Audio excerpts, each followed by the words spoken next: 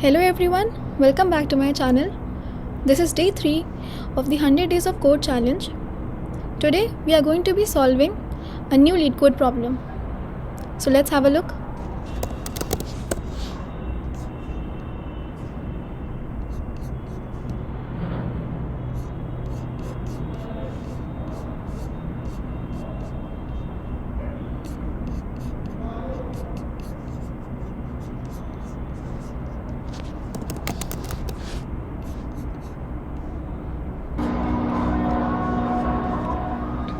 Okay, so today the problem that we are going to solve is power of 4.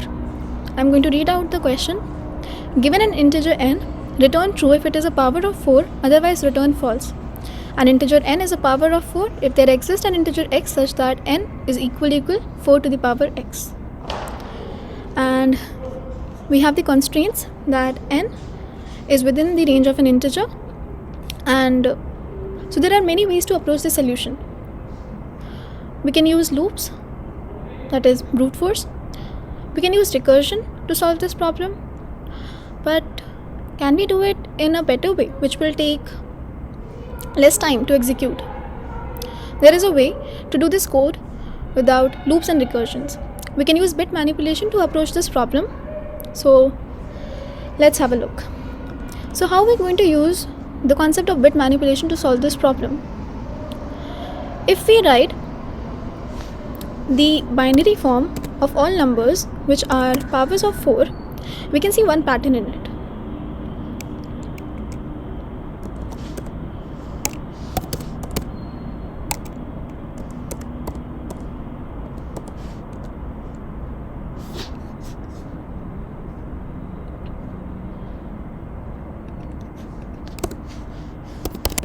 So here I have some examples of numbers which are powers of 4.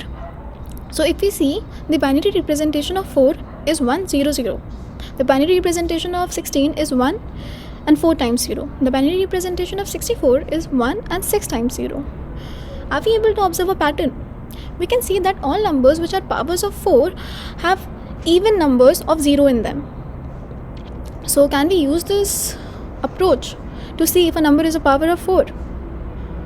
We can count the number of zeros, and then what else we can do to check if this number is a power of 4 is that if we see, I have written the binary representation of 3, 15, 63 and 255. We can also see a pattern here.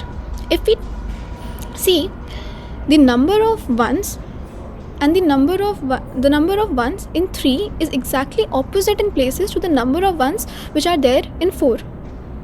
Means if we can take the AND of 3 and 4, which will always return a 0. Can we use this pattern to solve the problem? I think we have an approach now. So let's proceed on to the code.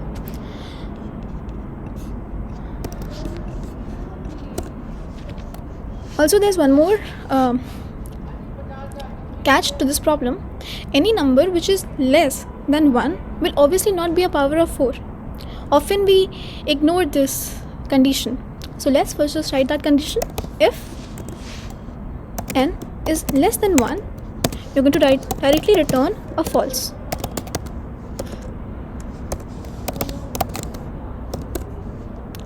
Now we're going to proceed on to our code. So here I'm going to be writing a loop which will check the number of zeros in a number.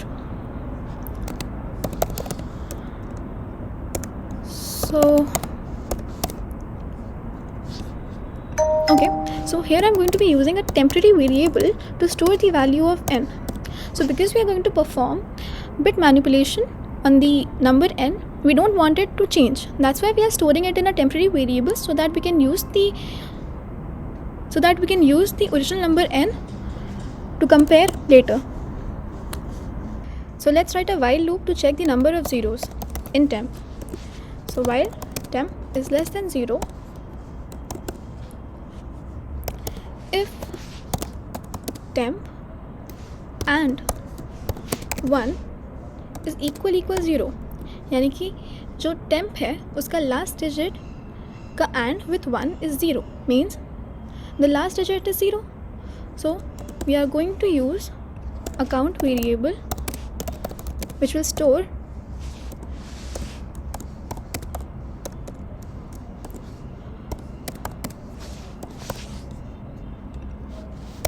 the count of zeros.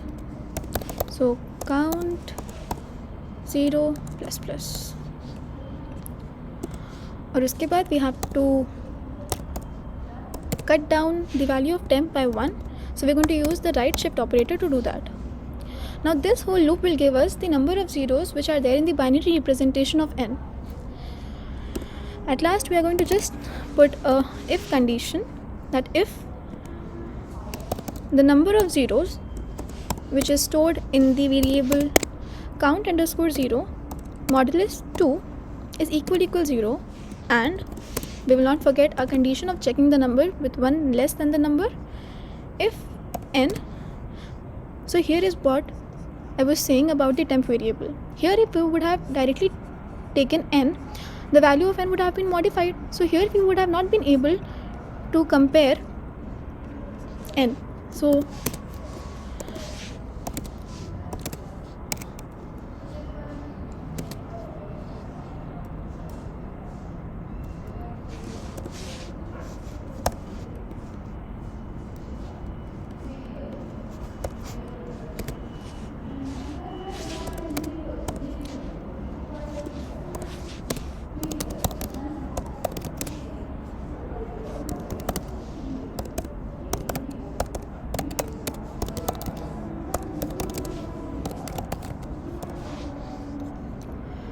here we have checked that if the number of zeros in the number is equal to 0, that is if it is even, and then we have checked whether the number and 1 less than the number, उनका जो AND है that is equal 0.